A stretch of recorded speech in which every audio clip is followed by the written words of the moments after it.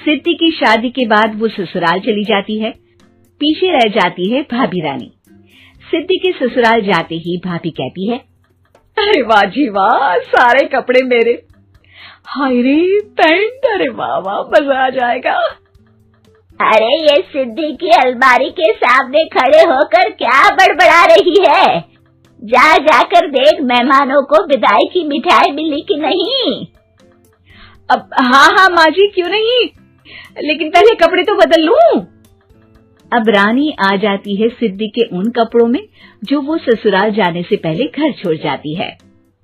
अरे रानी, कुछ दिन रुक जाती। अरे ये तो सिद्धि बिटिया को मैंने ही दिया था, बड़ा ही फबता था उस पर, तुझ पर तो कुछ खास नहीं लग रहा। अब वो ना मेरे सारे कपड़े गीले थे तो सोचा पहन लूं। वैसे भी सिद्धि को कौन सा भी पुराने आउटडेटेड कपड़ों को पहनना है। वैसे भी ये सूट तो मैंने तभी पहना था, वैसे खास है भी नहीं ये। हाँ ठीक है, लेकिन ना मेरी सिद्धि पर तो जमता था। सारे मेहमान चले जाते हैं और सिद्धि ससुराल से मायके पहली बार आती है। अपना घर, अपना कमरा, अपनी अलमारी। ये बोलकर जैसे ही सिद्धि अलमारी खोलती है तो सामने उसके कपड़ों की जगह कुछ और ही रखा होता है। माँ, ओ माँ, जरा कमरे में तो आना। सास और रानी वहां पहुंच जाते हैं। रानी ने पहनी होती है सिद्धि की जींस और टी शर्ट। अरे भाभी, ये क्या?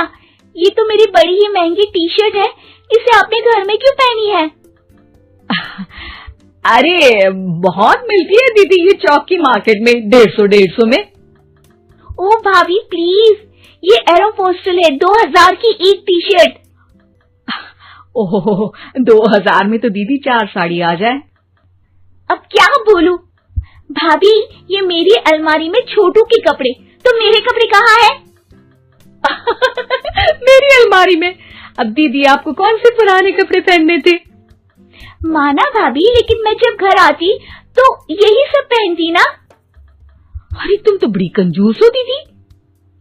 खैर, वक्त आता है जब सिद्धि ससुराल के लिए रवाना हो रही होती है। अरे रानी, अंदर से सिद्धि का गिफ्ट ले आ, लड़की पहली बार ससुराल से मायके आई है। रानी अंदर जाती है और एक सिंपल सी साड़ी लेकर बाहर आ जाती है। ये लीजिए माँ जी। सास बेटी को गिफ्ट देकर ससुराल भेजती है। अगले दिन रानी एक सुंदर सी साड़ी पहनकर सामने आती है। अरे रानी, ये तो वो साड़ी है जो मैंने सिद्धि को देने के लिए दी थी जब वो ससुराल ले जाती, लेकिन ये तूने कैसे पहन ली? अरे माँ जी, ये साड़ी तो मुझे बहुत पहले से ही पसंद थी, लेकिन चिंता ना करिए, मैंने सिद्धि के लिए भी अच्छी सी साड़ी दी है। हाँ। तभी सिद्धि का फोन आता है। क्या माँ, कुछ अच्छा तो दिया होता ससुराल ले जाने के लिए। अरे पहले दिखा दिया होता। ये चमकते हुए पैकेट में नौकरानी वाली साड़ी मत दिया करो माँ। अरे बेटे, वो तेरी भाभी ने ना गलती से उससे पैकेट बदल गया। हाँ, मैं कल ही तेरे भाई के हाथ से तेरा वाला पैकेट भेज दूंगी। अरे रहने दो माँ, आई एम श्योर भाभी ने अभी वही साड़ी पहनी होगी जो तुमने मेरे लिए रखी थी। तुम तो समझ नहीं पाई उनको। खैर छोड़ो, मैं ज्यादा बोलती अच्छी नहीं लगती, रहने दो, आपको उन्हीं के साथ रहना है, फिर बात करेंगे। सास को रानी पर गुस्सा आ जाता है। वो उसके कमरे में जाती है जहाँ वो शादी का एल्बम देख रही होती है। रानी, मार्केट जाकर एक ऐसी ही साड़ी लेकर आ, कल प्रतीक जाकर सिद्धि के घर दे आएगा। अरे क्यों माँ जी, कितनी साड़ी देनी है दीदी को, या कोई सेल लगी है क्या? अरे चुप कर, मेरे बेटी के हिस्से की साड़ी खुद पहन ली, अब ज्यादा ज्ञान बांट रही है। एक दिन सिद्धि का फोन आता है। माँ, मेरी सास ने आप सबको खाने पर बुलाया है। सारे लोग सिद्धि के ससुराल पहुँचते हैं। खाना खाकर वो लोग निकल रहे होते हैं कि सिद्धि की सास सभी को गिफ्ट देती है। अरे बहन जी, बेटी के घर का खाना खा लिया, यही बहुत है जो आप ऊपर से गिफ्ट भी दे रही हैं। अरे बहन जी, आप भी कहाँ इन बातों पर विश्वास कर रही हैं। सास सभी को गिफ्ट देती है, लेकिन रानी को जो साड़ी देती है वो अजीब सी हरे रंग की लाल रंग के बड़ी छाप वाली होती है। अरे छी, ये कौन पहनेगा? सासू माँ को तो जरी वाली इतनी सुंदर और मेरे लिए ये नौकरानी वाली।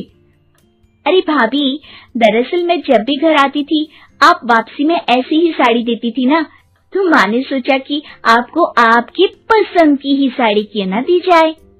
बेचारी रानी, बोलती भी तो क्या। सिद्धि और सास रानी का चेहरा देखकर हंसने लगती है, तो रानी समझ जाती है कि अपने ही बिछाए जाल में वो फंस चुकी है।